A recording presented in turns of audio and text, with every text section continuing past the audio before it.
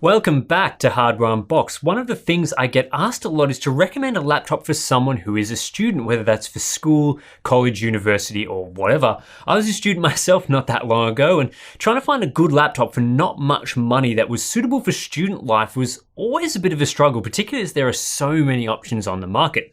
On top of that, I found that a lot of websites would make lists talking about the best laptops for college students only to include a bunch of really expensive options that don't deliver great bang for your buck. But in this video, my rendition of the best laptops for students, I'll be focusing on great value picks that hit some of the key features students tend to look for. Not every laptop in this collection is dirt cheap, but I have covered a range of price points from below $500 to something the rich kids can buy as well. So let's get straight into it.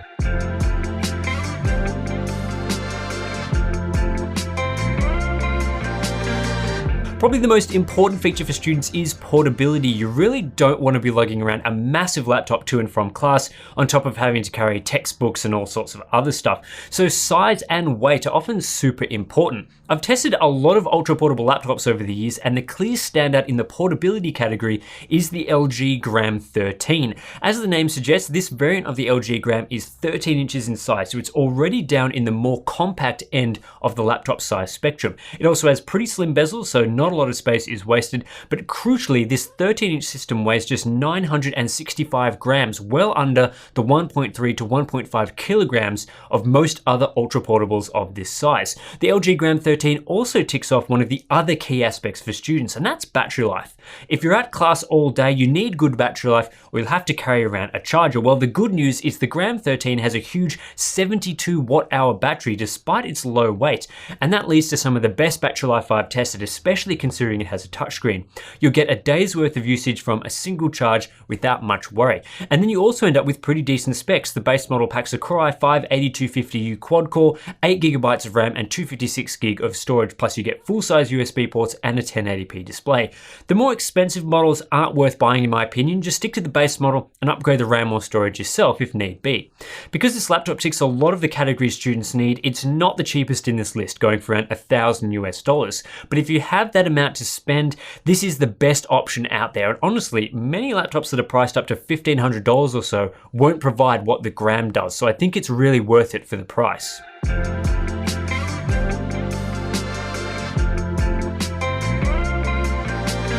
The other thing that students might find useful is a laptop that supports an active stylus for easy note-taking, annotating, or equation solving.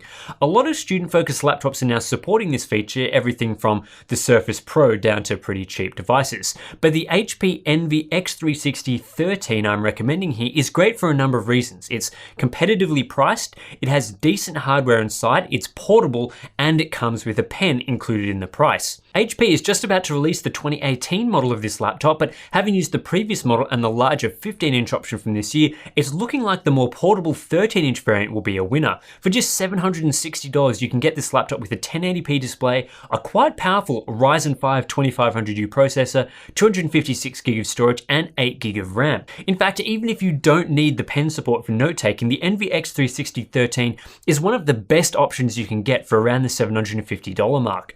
There's a couple of reasons I prefer this sort of device to the stylus-equipped tablets out there like the Surface Pro.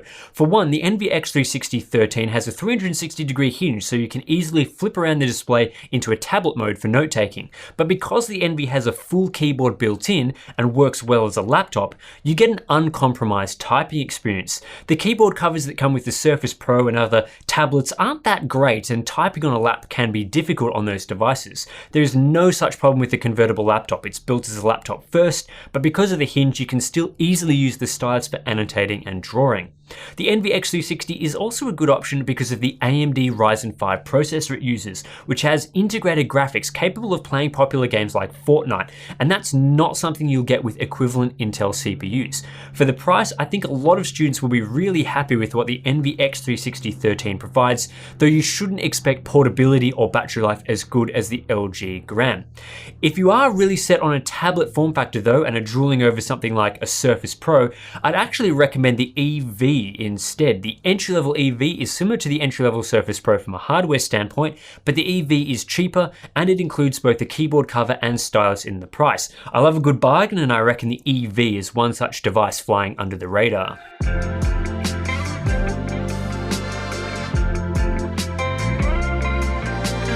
The two laptops I've recommended so far are my top 2 picks for students, but understandably not everyone has $1,000 or $750 to spend on a laptop for school. For those on a tighter budget, I'll point you towards 2 configurations of the Acer Aspire E15, a laptop I've actually recommended before that delivers basically the best hardware you can get for an entry-level to mid-range price. The Aspire E15 isn't a pretty laptop. It's thick, mostly made of plastic, has large bezels, and isn't super portable. It also won't deliver you particularly amazing battery life, but what it lacks in those areas, it makes up for in its hardware. For just $600, this laptop will deliver you a quad-core Core i5-8250U processor, 8GB of RAM, NVIDIA GeForce MX 150 discrete graphics, a 256GB SSD, and a 15.6-inch 1080p display. That's just as powerful as the other 2 laptops we've mentioned so far, but at a significantly reduced price. It's actually quite impressive that a laptop of this size has managed to include an SSD and discrete graphics, both of which have a significant impact on performance. The MX 150 might not be amazingly fast, but it's able to play Fortnite and Overwatch, and that's not bad for a $600 laptop. If your budget is even tighter, there's a $380 model of the Aspire E15 that cuts things even further. You get just a dual-core Core i3-8130U processor, 6GB of RAM, and no discrete GPU or SSD, but you do get a 1TB hard drive and a 1080p display. Crucially, despite being so cheap, this variant does not leave you with a painfully slow Pentium, Celeron, or Atom processor, which are often found in $400 laptops. It's also possible to add in an SSD later to get a handy speed bump if you want.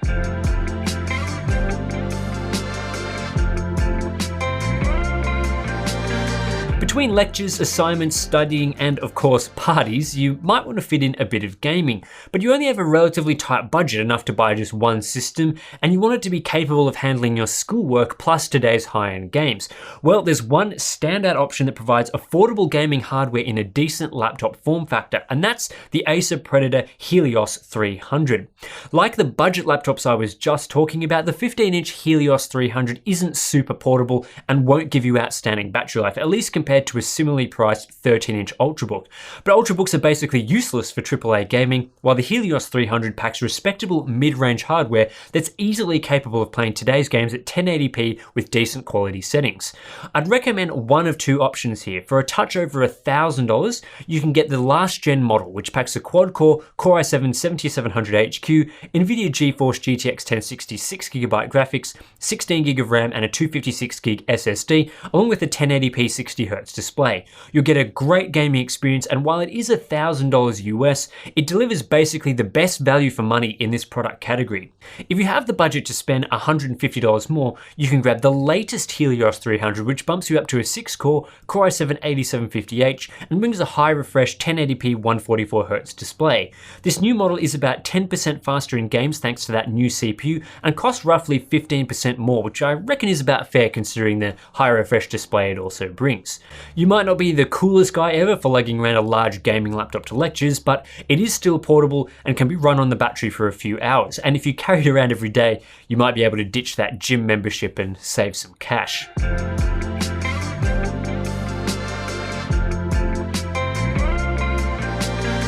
If you're a rich kid and money isn't as much of an obstacle for you, look no further than the Microsoft Surface Book 2. This thing is very expensive, but it packs a lot of handy features into the one portable package. Want to take notes? Well, the Surface Book 2 supports one of the best active pens on the market, and the screen detaches from the base so you can use it as either a legitimate tablet or as a fully fledged laptop. Want something portable? The 13.5-inch model is reasonably thin and light, particularly for the hardware you get. And if you need good battery life, well, the Surface Book is one of the best performers in that department. And even if you want a game, well, the Core i7 models pack a discrete GTX 1050 GPU, which isn't the fastest GPU out there, but it's basically the fastest you can get in a 13-inch device and can actually play modern games. But to get all these features, it will cost you a pretty penny. The GTX 1050 is only available in models starting at $2,000 US, and I'd actually recommend the $2,500 model so you can get a decent amount of storage and RAM. Yep, that is a lot of money, but it's an impressive little machine. That's it for this look at the best laptops for students right now. If you have any other good recommendations, be sure to leave those in the comments below,